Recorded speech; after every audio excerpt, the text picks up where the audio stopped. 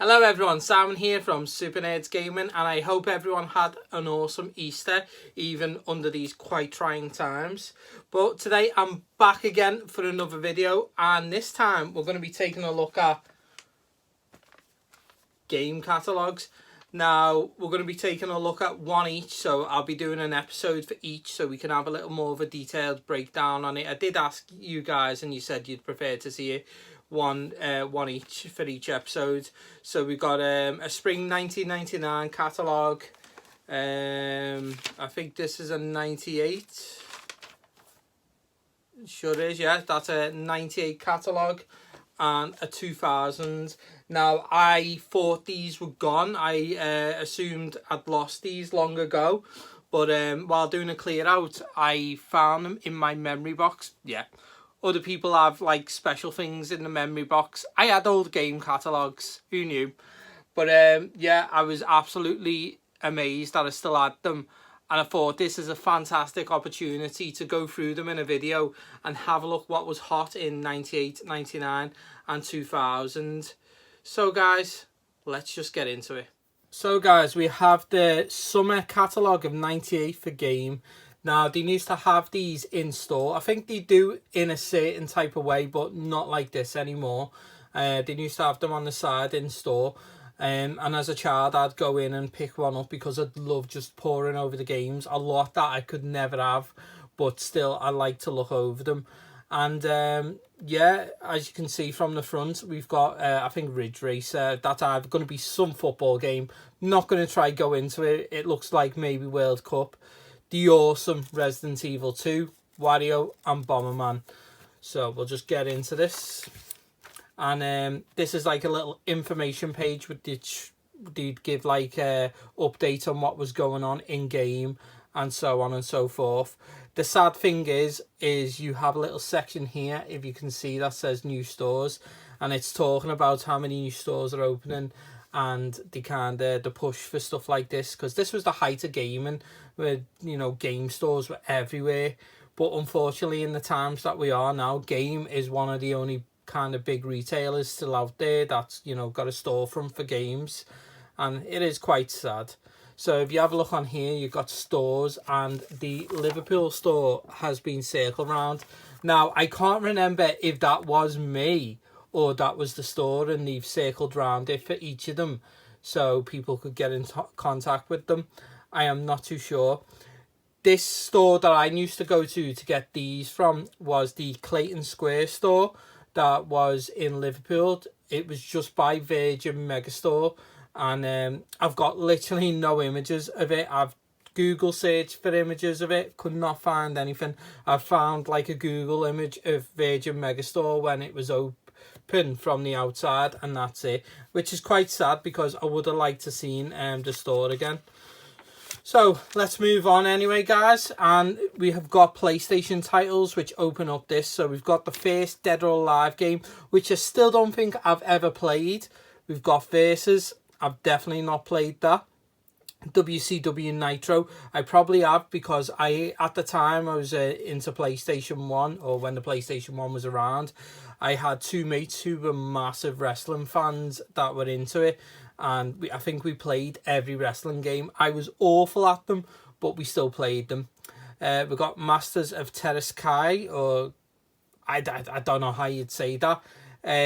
Even as a kid, I thought this game didn't look great at all. I remember watching it on Games World, and I was looking kind of like, that's not so good. Even though it's a cool theme that it's Star Wars, it was like, Anyway, so we've got Cardinal Sin, Free Lions, World Cup 98, Premiership Manager 98, Actual Soccer 2, and 98 World League Soccer. So you've got all your footy games in a mash there. Now we move into some racing titles here with the awesome Toka Touring Cars Championship. I absolutely loved that game. It was so good. But this is the game that really I had a lot of time for, and that's Colin McRae Rally. Absolutely adored this game. It like really threw me into rally games, and I was so happy with it. We've also got V-Rally here. As a kid, I just go on about this all the time. And anytime anyone was talking about anything, I'd be like, well, have you played V-Rally? V-Rally's good. V-Rally, do you know what I mean? And I think it was only because I played it once with my mates and it just completely took me away. We've got Tommy McCain Rally. I've never played that. Newman Has Racing. Formula 1 97. Need for Speed 3. Now, if you can believe it, I never played a Need for Speed game until the PS2, the PS2, and it was the Underground games, which arguably, when I can talk properly, is the best Need for Speed games, the Underground. We've got the fantastic Gran Turismo. I know it's so loved by everyone, but it was far too realistic for me. As I said, I like the rally games. The realism of Gran Turismo, I just couldn't get into it. We've got Motorhead, Actual Golf 2, and Circuit Breakers. Right, so we've got DBZ, and I'm not talking about the anime, I'm talking about Dead Ball Zone. Never played it. Forsaken, I do remember playing this, but I can't remember anything about it at all. I mean, you must have a game where you go, I know I played that, but I remember nothing. That's Forsaken for me. We've got Time Crisis, and you get the gun, which is it was 60 quid, or Time Crisis without the gun, which was 35. What a game. We've got Point Blank, which is one of my favourite arcade shooters. I'm so, when I see a Point Blank machine, I have to play it. Again, that's 60, and it was 35 on its own. Such a good game. Grand Theft Auto. Now, I've got a mark in here, so I don't know whether I've marked that myself. I probably have, that I wanted that as a kid. Or it might have been my brother, because he did get a PlayStation when we were younger. I got the Sega Saturn. Vigilante 8. I put a lot of time in this game. More the 64 version than the PS1, but such a good game. The almighty Resident Evil 2. Absolutely amazing game. I mean, we had the remake last year, and even the original game is still fantastic. Crime Killer. I remember it, but I can't remember anything about it. I just remember the title and even that image on the box art there. We've got the fantastic Tomb Raider 2, which I hope one day we kind of get some anniversary edition with, because it was just a fantastic game, and I'd love to see an anniversary edition of that. We've got Death Trap Dungeon. It was a great 3D hack and slash kind of game. They tried to do like a sort of Tomb Raider-ish kind of thing with it. I know it worked for some, but not for others. Heart of Darkness, an absolutely fantastic game. Theme Hospital. Come on, Theme Hospital. I absolutely love Theme Hospital. Such a great game. We've got Final Fantasy here. We've got Breath of Fire 3. I'm pretty sure I did own this as a kid, and I used to have to sneak on it when my dad was out at work to play it, because it was just something he wouldn't entertain an RPG. So when he was at work, I'd sneak the PlayStation out and play a couple of hours. Great game. Alundra. Risk. Monopoly. Diablo. What's that? Dark Omens. Help, which was like a kind of multitude of games on there, including Broken Sword, Road Rash, and Myst.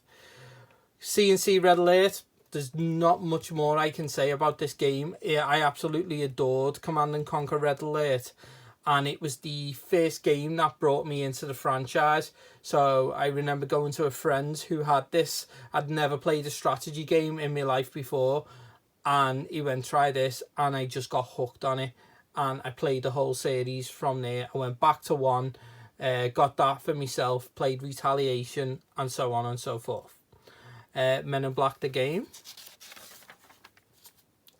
Gex 3D, fantastic game. I hope the Gex series does make a comeback at some point, because I like that kind of game, that kind of platforming game. So I really do hope it makes a comeback. Rascal, never played it. Pitfall 3D, vaguely remember it. I don't think it got very good reviews, but I vaguely remember it. Crash Bandicoot 2, fantastic game. Kelowna, I guarantee you're never going to pay 35 quid for Kelowna now. That is a pricey game. The Kelowna series is just, it's a very hard series to get now. You are going to pay some money if you want to get it. Bomberman World, I'm absolutely big Bomberman fan, so that's a fantastic game. So now we move into the PlayStation Platinum titles, and all Platinum titles were £20. Now, I know a lot of people as collectors don't really go for Platinum. They like to get like the original. I don't mind. As long as I get that game, I don't mind. And I do think the Platinum kind of looks cool, but it was like the downgrade from the original copy in the sense of how the image looked on the front of the box art. So we have Tomb Raider, Die Hard, Tekken 2, Destruction Derby 2, Wipeout 2097, Micro Machines V3, God, struggling to talk there, Porsche Challenge, Ridge Racer Revolution, Crash Bandicoot, Pandemonium, International Track and Field, and International Superstar Pro. Now, I mean, you just look at some of the games there that were 20 quid to get in the summer of 98. You couldn't go wrong. You could get some really good titles there for really cheap. Some more budget titles as it's being put onto here. Soviet Strike, massive fan of the Strike series. Soul Blade, one of my favourite fighting games on the PlayStation 1. Worms, Rayman, Buster Move, Alien Trilogy. I go on about this game so much. I'm a massive Alien fan anyway, but playing I have so many good memories of playing this back in the day because my dad did get this with his original PlayStation 1 set. He got this, Tekken 1 and something else, but he didn't want Tekken 1, he wanted Tekken 2, so we ended up sorting that out. Road Rash, Mortal Kombat Trilogy, Atari Great Hits and Warhammer. So we move into some more budget titles, but these don't really carry the Platinum logo. So Theme Park, Fighting Force, which was, at the time meant to be the next kind of Streets of Rage, and it kind of just didn't go that way, but it was still a fun game. It looks very clunky today by today's standards. Tennis Arena, WWF In Your House, Formula Kart Special Edition, International Moto X, Virtual Pool, Jonah Lomu Rugby, Space Jam, and the awful Bubsy 3D. Just don't go there, really. Don't go there with that. And now we have like the accessory page. So you had all the varied memory cards. Obviously, they're all official ones. The multi-tap, which I don't think I have that for the PS1. I know I've got a PS2 multi-tap, but I don't have that. The official link cable. That was more for when you were doing kind of LAN games like Command and Conquer. You could do a LAN game if you had 2 TVs, 2 PlayStation 1s, that cable. It was a lot of messing, but I remember as kids, me and my mates did do this. I mean, one mate that lived at one end of the road and the other at the other. So it was like taking a telly down there to do it there, or the vice versa. But we did do it. The official mouse, which you couldn't use for the strategy games, and the steering wheel. Now you have some less official stuff here with GameStar pads, steering wheel, gun, AV lead and memory cards, and some replay action, which is like a cheat card. Now we move into the N64, and I love the N64, I really do. And seeing this kind of stuff in a catalogue really like brings nostalgia to me big time. I never bought an N64 new, but I did get one. I swapped a Game Boy when I was younger with my mate's uncle for his N64 with GoldenEye and I think Mario 64, which was an absolute steal of a deal. Why he went for that trade, I don't know. But I said, I've got a Game Boy there, do you want to swap? And he went, yeah. And I was like, oh, yes, yes. So we've got a special offer there on the Nintendo 64 with any game for $139 and a very gold kind of pad there. That's probably one thing the N64 did, is the variance of colours was amazing. And if you are an N64 collector and you collect all the different variants of consoles, you've got an amazing set going on. So moving into the games anyway, we've got Diddy Kong Racing, Mario 64, Mario Kart 64, Lilac Wars, GoldenEye, and Yoshi's Story. Just on that page there, how strong is the game list? It's just amazing. That's such a strong list, but you're looking at the prices here. Lilac Wars being more expensive than the rest at 60 quid, and the rest being 50. Shadows of the Empire, Tetrasphere, never played this, so it might be one that I'll look for. ISS 64, Top Gear Rally, you get this for like cheapest chips these days, it's not that pricey. GT 64, World Cup 98, Forsaken, again, I don't know much about it. Mystical Ninja, my mate Lee absolutely loves this game. He always goes on about it. It's one of his favourite N64 games. Quake, it's a good version. It is a good version, although I prefer the Saturn version of Quake. Fighter's Destiny, vaguely remember playing this with my mate when he got an N64. He kind of got rid of his Saturn to get Fighter's Destiny with the N64, and I kind of got what his Saturn bits that he got rid of, like Virtual Cop and stuff. We have WCW versus NWO, and that's it. That is only a few pages of N64 stuff there. So we have some of the unofficial stuff again with the action replay cards there. I'm not too sure about these pads. They're like very... if you can see that, I'll lift it up to the screen. They're like squashed down, chubbier N64 pads, really weird, and a steering wheel. So we got, this is like one of my favourite pages of when I open this book, is the Sega Saturn collection. Now I remember the Sega Saturn setup when I went into game, they'd have it used to be on a big wall, and then it, as like the Saturn got phased out, it got moved to a smaller, and there was like budget titles there like Skeleton Warriors and High Octane and other stuff that I really wanted, and it never ended up getting them. I think I bought other stuff. So big ones on here, we've got House of the Dead with gun, 50 quid. Without the gun, 35. You can see the kind of trend with Point Blank and Time Crisis there. 98 World League Soccer, Burning Rangers, 34.99. You will not pay that for that game now. I'm lucky I picked up that game when I did, because you will definitely not pay that for it now. We've got Panzer Dragoon Saga, again, £35. I wish I got that back then, but saying that, I don't have my original Saturn collection, so I probably would have got rid of it, and it would have been one of my biggest gaming regrets. Riven, Shining Force 3, and Sonic R. And as you can see, I have done like, you know, I've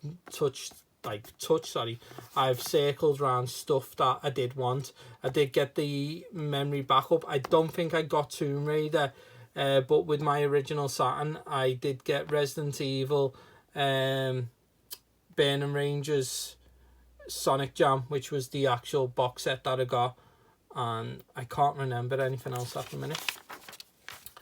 Moving in, Game Boy. So we've got the whole Game Boy range here. So you can see it's all the pockets. Pocket was the big rage then. So you have the kind of Play It Loud normal Game Boys and Game Boy Pockets. I had the blue one, and it's something I'm still trying to get today. It's like the original Game Boy, but in blue. We got like the carrier case stuff. I think I've got about 2 of these carrier cases knocking around. And the camera and printer, which I'm still missing from my collection. I do hope to get that someday. What did make me laugh coming onto this page is we do have Tetris at $12.99, which is absolutely cheap back then for this sort of stuff. It had been out for quite a while since the Game Boy come out, but still $12.99. Tetris 2 is cheaper than Tetris 1. So it just shows you Tetris 1 was way better, so it held its title, you know, its game kind of prestige. Just looking through the actual Game Boy games, nothing's really too pricey. It's actually really affordable prices, which is really good, and I think it's what kept the Game Boy going for so long, with like Wave Racer $9.99, Mario and Yoshi $9.99, Super Mario Land 2 for £20, which is a fantastic game. Zelda $15, and you have some more here. Now we move into the PC titles. Now, I wasn't a PC gamer when I was younger because I never owned a PC. Me mate did, but it was never something for me. I was more PlayStation, Sega Saturn, and then later N64. So we're looking at Unreal, Forsaken, Sin. I remember that getting a lot of coverage back when I was younger. Heart of Darkness, Quake 2, and then Mission Expansion Pack, because that was all the rage back then, is you would get the game and then you would get all the expansion packs that would go with the game. Same with like Command and Conquer, you would get loads of expansion packs that would go with it, and it would just extend the game life. Basically DLC back then. Star Wars Jedi Knight Dark Forces 2, Star Wars Jedi Knights Mysteries of the Sith. We have Tomb Raider 2, Death Trap Dungeon, Outwars, M1 Tank Platoon 2, Police Quest SWAT 2, Panzer Commander. We have Vanguards, I don't know what that is. Armoured Racing, Trading and Combat in a Twisted World like nothing you've ever seen before. Interesting. Grand Theft Auto, Magic and Might, Starfleet Academy, and Chekhov's Lost Missions.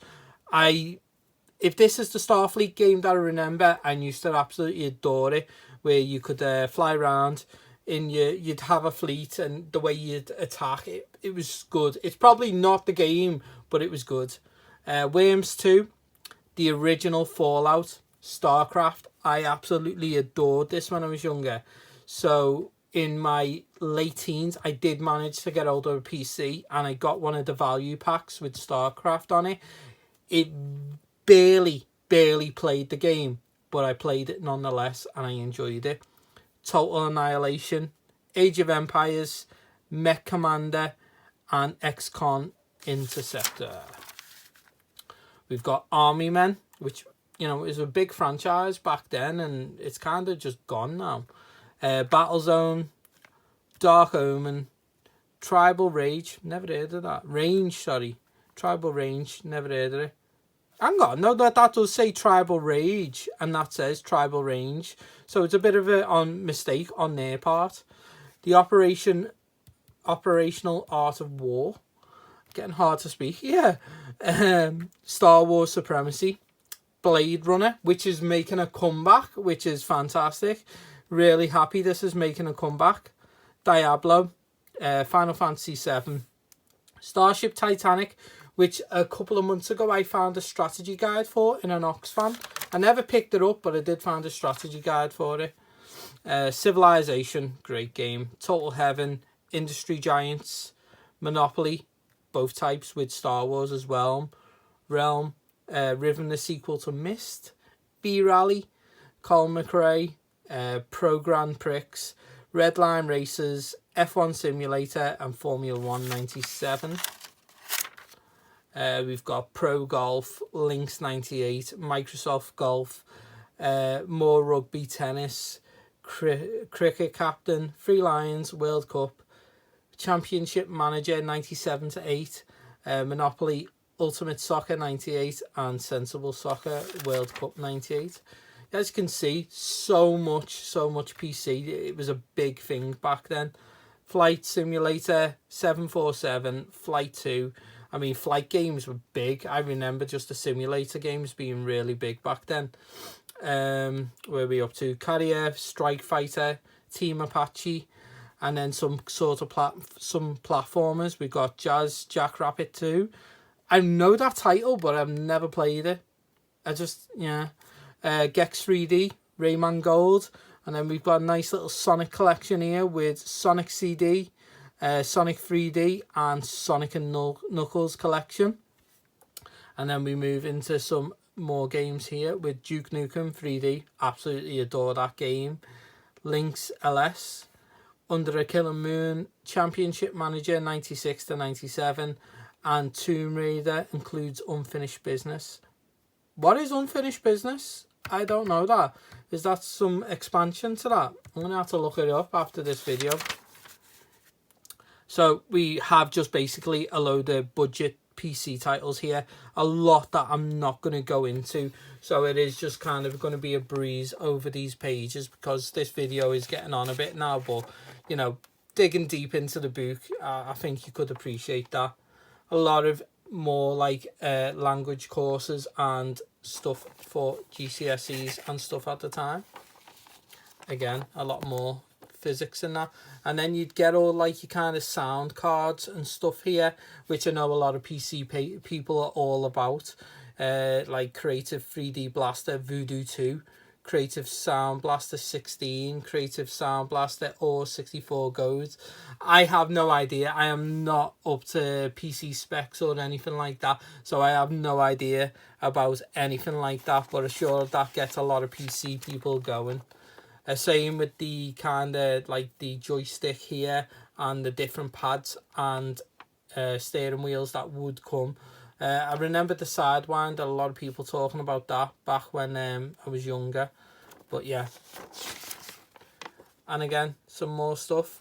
And then you've got some books at the end of this. And these are like Laura's book, official strategy guides, unauthorized guides, stuff like that. That, you know, there is a lot of strategy guide people out there. I've only have 2 in my collection, which is Zelda and Final Fantasy, but still they're quite special to me. And there on the back we have a PS1 bundle, which is pretty good. PlayStation plus any game for $160. Sony PlayStation plus any games for $190. And some of the games there, as I said, when we were looking back at it, there was a strong page of just, you know, like the likes of Resident Evil 2, Tomb Raider 2, Final Fantasy, and Grand Theft Auto. But guys, that is the summer catalogue of 98 for game. And yeah, I'm so happy that I found this, and really like a blast of nostalgia from that. So I hope it does the same for you guys, and thank you for watching. Thank you guys for watching, and I do hope you enjoyed the episodes. As I said, I've got another 2 more episodes of this to do with the other 2 catalogues, and you know, if it becomes quite popular, I might try get hold of a load. I have previously done a Nintendo one, which was quite some while back. I'll put it in the description down below if you feel like looking at that. And again, thank you for watching guys, and I will catch you next time.